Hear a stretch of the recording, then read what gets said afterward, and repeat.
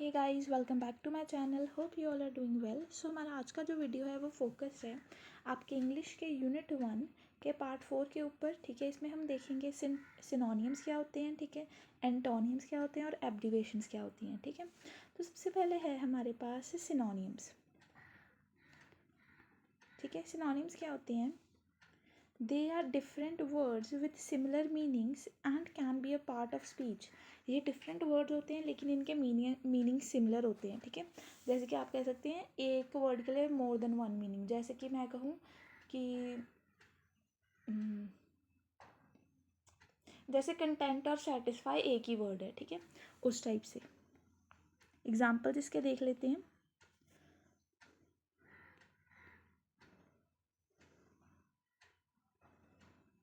Confused का मतलब muddled भी होता है, ठीक है, पजल्ड भी होता है, एडल्ट भी होता है। ठीक है, लव अफेक्शन भी होता है, डिज़ायर भी होता है। ठीक है, रन क्या है, स्प्रिंट भी हो सकता है, जॉग भी हो सकता है, हरी भी हो सकता है। मतलब कि एक सिंपल वर्ड के लिए मैं डिफरेंटली कितने टाइप के और वर्ड्स यूज़ कर सकती हूँ इंग्लिश लैंग्वेज में, उनको हम कहते हैं सिनोनिम्स। ठीक है, तो जैसे कि मैंने आपको बताया कंटेंट है, जो कंटेंट उसका मतलब सेटिस्फाई भी हो सकता है और फुलफिलमेंट भी हो सकता है।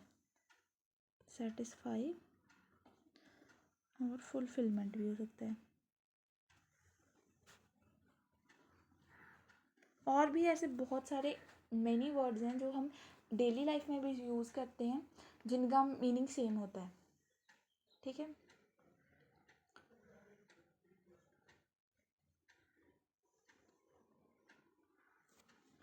नेक्स्ट हम आगे देखते हैं सिनोनिम्स। तो हमें पता चल गया कि वर्ड्स जो हैं वो सिमिलर मीनिंग के। एंटोनियम्स, ये तो आपने छोटी क्लास में भी वैसे पढ़े होंगे, जो इनका बेसिक डेफिनेशंस हैं। एंटोनियम्स होते हैं हमारे words that have opposite meaning. An antonym is the opposite meaning of a word.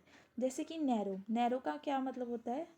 Narrow का मतलब होता है शॉर्ट या छोटा। ठीक है, तो इसका अपोजिट क्या हो गया? वाइड, बड़ा, ब्रॉड। ठीक है, ओपन हो गया। ठीक है, हार्ड का क्या हो सकता है? Soft, supple, limp, subtle. ठीक है, ऐसे टाइप के। स्ट्रॉन्ग का हो सकता है वीक, फ्रेजाइल, शेकी। ठीक है, इस टाइप के मतलब उनके ऑपोजिट वर्ड्स, जैसे कि हैप्पी का सैड, अप का डाउन, ऐसे टाइप के। ये तो आपने वैसे भी पढ़े होंगे छोटी क्लासेस में। देन है एंटोनियम्स के टाइप। सबसे पहले है हमारे पास ग्रेडेड एंटोनियम। इसका क्या मतलब है?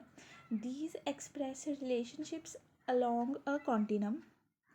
ठीक है, ये रिलेशनशिप को एक्सप्रेस करता है सेम टाइप ऑफ लैंग्वेज में। जैसे कि गुड का बैड, ठीक है, इंटेलिजेंट का स्टूपिड, ब्यूटीफुल का अगली, यंग का ओल्ड, हार्ड का सॉफ्ट। ठीक है, ये कुछ एग्जांपल्स थी इसकी।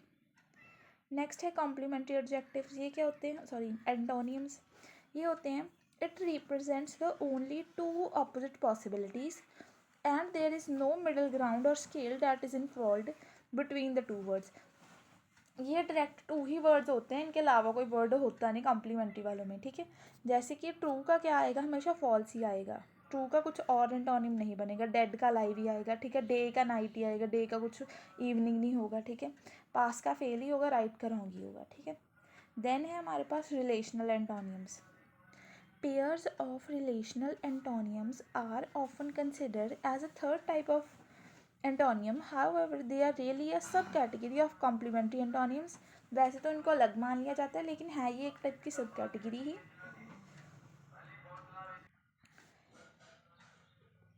In this type of antonyms, there is a relationship in which the two opposites must both exist. If someone is selling, there must be someone buying. जैसे कि इसके लिए ऑपोजिट ज़रूर एग्जिस्ट करेगा। जैसे कि हस्बैंड का वाइफ एग्जिस्ट करेगा। ठीक है, सर्वेंट का मास्टर, देन कम का गो, गिव का रिसीव, इस टाइप से। अब हम देखेंगे right 3 antonyms for each of the following words. कुछ एग्जांपल्स एंटोनिम्स के ऊपर। ठीक है, जैसे कि लार्ज होता है बड़ा, तो इसका एंटोनिम आ जाएगा स्मॉल, टाइनी, लिटिल। नॉइजी का आ जाएगा क्वाइट, काम, साइलेंट। ठीक है, ईजी का आ जाएगा डिफ़िकल्ट, हार्ड, कम्प्लेक्स। ठीक है, यंग का आ जाएगा ओल्ड, एज्ड, एल्डरली। ठीक है, आप यहाँ से देख देख के साथ में नोट्स भी बना सकते हैं अपने। ठीक है, देन है स्टैंडर्ड एब्रीविएशंस। इसके अलावा भी आप कहीं से भी इंटरनेट के सोर्सेज से सिनोनिम और एंटोनिम की कुछ जो बहुत कॉमन एग्जांपल्स हैं, ठीक है, उनको जो है रिवाइज कर सकती हैं। स्टैंडर्ड एब्रीवेशन क्या होती हैं? An abbreviation is a shortened or contracted form of a word or phrase. ये एक शॉर्ट फॉर्म या कॉन्ट्रैक्टेड फॉर्म होती है किसी वर्ड या फ्रेज की, use to represent the whole, as DR for doctor, ER for engineer, US for United State, इस type से, ठीक है। ये एब्रीवेशन होती हैं, मतलब कि शॉर्ट फॉर्म्स होती हैं। Initialisms and acronyms are two types of abbreviation that are use to shorten phrases. पहला इसका टाइप है जिसको कि हम इनिशियलिज्म कहते हैं। जैसे कि इसके नाम से हमें पता चलता है इनिशियलिज्म का क्या मतलब है, कि ये क्या करता है, जो एक्चुअल हमारे पास उस वर्ड या फ्रेज़ के फर्स्ट इनिशियल जो हैं अल्फ़ाबेट्स, हम उनको उठाते हैं और उनसे एक शॉर्ट फॉर्म बना देते हैं, ठीक है, उनके इनिशियल्स उठाते हैं। An abbreviation consisting of initial letters pronounce separately. इसमें क्या आएंगे, इनिशियल लेटर्स आएंगे जिनको कि हम अलग अलग प्रोनाउंस करेंगे। जैसे कि HTML। HTML क्या है? हाइपर टेक्स्ट मार्कअप लैंग्वेज का इनिशियल उठाया गया है, यहाँ से H, यहाँ से T, यहाँ से M, यहाँ से L। ये क्या है? Initialism.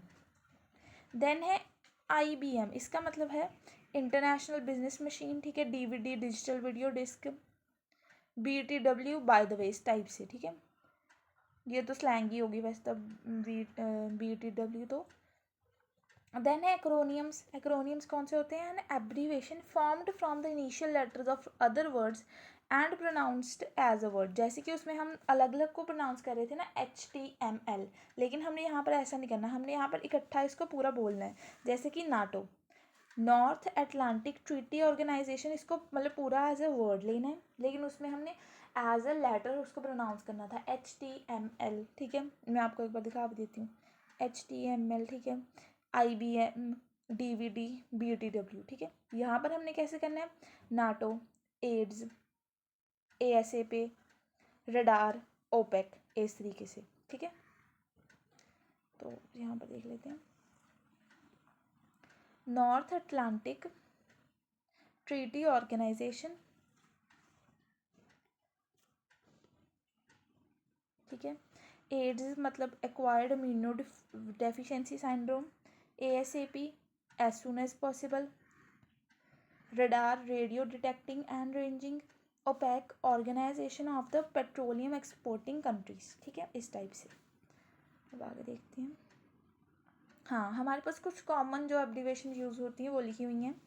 PS, post script, DIY, do it your self, ETA, estimated time of arrival, ठीक है। ये तब यूज़ होगा जब ट्रेन वगैरह की, बस वगैरह के टाइम की बात करते हैं, ठीक है। Then TY, thank you, AM, ante meridiem, PM, post meridiem, ETC, etcetera.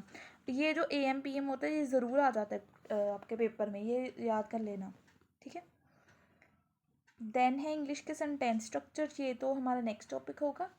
तो आज के वीडियो के लिए इतना ही। होप आपको वीडियो अच्छी लगी हो। लाइक, शेयर, सब्सक्राइब करें और कमेंट करके जाएं। आपके कमेंट करने से हमें मोटिवेशन मिलती है ऐसी ही और वीडियोस बनाने के लिए। So thanks for watching.